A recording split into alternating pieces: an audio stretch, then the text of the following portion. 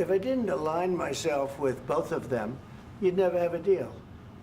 You want me to say really terrible things about Putin and then say, "Hi, Vladimir, how are we doing on the deal?" That doesn't work that way. I'm not aligned with Putin. I'm not aligned with anybody. I'm aligned with the United States of America and for the good of the world. I'm aligned with the world, and I want to get this thing over with. You see the hatred he's got for Putin. It's very tough for me to make a deal with that kind of hate. He's got tremendous hatred, and I understand that, but I can tell you the other side isn't exactly in love with, you know, him either. So it's not a question of alignment. I'm aligned with the world. I want to get the thing set. I'm aligned with Europe. I want to see if we can get this thing done. You want me to be tough? I could be tougher than any human being you've ever seen. I'd be so tough. But you're never going to get a deal that way. So that's the way it goes. All right, one more question. Hey, I would respond to this. So look, for 4 years in the United States of America, we had a president who stood up at press conferences and talked tough about Vladimir Putin, and then Putin invaded Ukraine and destroyed a significant chunk of the country. The path to peace and the path to prosperity is maybe engaging in diplomacy. We tried the pathway of Joe Biden of thumping our chest and pretending that the President of the United States' words mattered more than the President of the United States' actions. What makes America a good country is America engaging in diplomacy. That's what President Trump is doing. Can I ask you? Sure. Yeah? Yeah. Okay. So he occupied our parts, big parts of Ukraine, part of East and Crimea. So he occupied it on 2014. So during a lot of years, so I'm not speaking about just Biden, but those time was Obama, then President Obama, then President Trump, then President Biden, now President Trump, and God bless, now President Trump will stop him. But during 2014, nobody stopped him. He just occupied and took. He killed people. You know what the contact line? 2015. 2014. 2014 and 2015. 2014. Yeah. So I was not here. Yeah, but that's exactly right. Yes, but during 2014 till 2022, yeah, the situation the same. The people are been dying on the contact line. Nobody stopped him. You know that we had conversations with him, a lot of conversation, my bilateral conversation, and we signed with him. Me, like a new president. In 2019, I signed with him the deal. I signed with him, Macron and Merkel, we signed ceasefire. Ceasefire. All of them told me that he will never go. We signed him with gas contract. Gas contract. Yes, but after that, he broken this ceasefire. He killed our people and he didn't exchange prisoners. We signed the exchange of prisoners, but he didn't do it. What kind of diplomacy, JD, you are speaking about? What do you mean?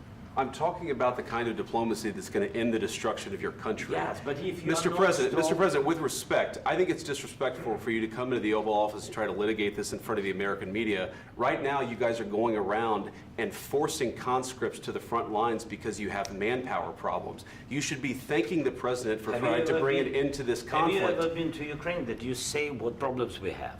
I have been to. Count once. I've actually watched and seen the stories, and I know what happens is you bring them on a propaganda tour, Mr. President. Do you disagree that you've had problems bringing people into your military? And do you think that it's respectful to come to the Oval Office of the United States of America and attack the administration that is trying to prevent the destruction of your country?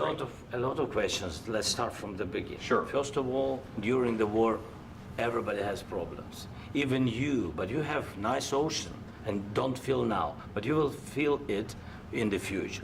God bless. You don't know that. God bless. You God bless. You will not have a war. Don't tell us what we're going to feel. We're trying to solve a problem. Don't tell us what we're going to feel. I'm not telling you. Because you're in no position to dictate that. That's exactly what you're doing. You're in no position to dictate what we're going to feel. We're going to feel very good. You will feel influence. We're going to feel very good and very strong. You will feel influence. You're right now not in a very good position. You've allowed yourself to be in a very bad position, and he happens to be right about it. From the very beginning of the war. You're not in a good position. You don't have the cards right now. With us, you start having Not cards. playing But cards. right now, you don't. I'm very You're playing serious, cards. Mr. President. You're I'm playing very cards. serious. You're I'm gambling the with the president lives in of war. millions of people. You think- You're gambling with World War What you're- III. what you're You're speaking gambling about? with What you're World speaking War about? III. And You- what you're doing is very disrespectful to the country, this country. That's with back all to you. respect to your Far country. more than a lot of people said very they respect. should have. Have you said thank you once? This A lot entire of meeting? times. No, in this Even entire meeting, have today. you said thank Even you? today. You went to Pennsylvania and campaigned for the opposition in October. Offer some words of appreciation for the What- United States what of are you speaking America about? and the president who's trying to save your country. Please, you think that if you will speak very loudly about the war, you He's can... not speaking loudly. He's not Yeah. speaking loudly. Your country's Can I- in big can I- trouble. can I Wait a answer? minute. No, Can you've I done a lot answer? of talking. Your country is in big trouble. I know. You're not I winning. know. You're not winning this. You have a damn good chance of we are coming out staying, okay because of Mr. us. President, we are staying in our country, staying strong from the very beginning of the war. We've been alone, and we are thankful. I said thanks You haven't in been this alone. cabinet, You and haven't not been only alone. in this We cabinet. gave you, through I this said thank stupid you. president, $350 billion.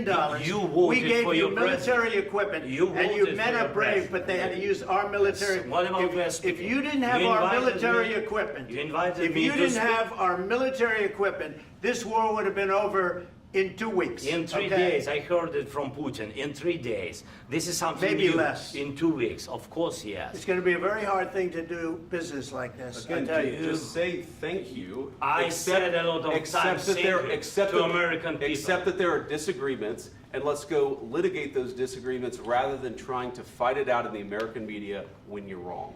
We know that you're wrong. But you see, I think it's good for the American people to see what's going on. I understand, sir. I think it's I very understand. important. That's why I kept this going so long.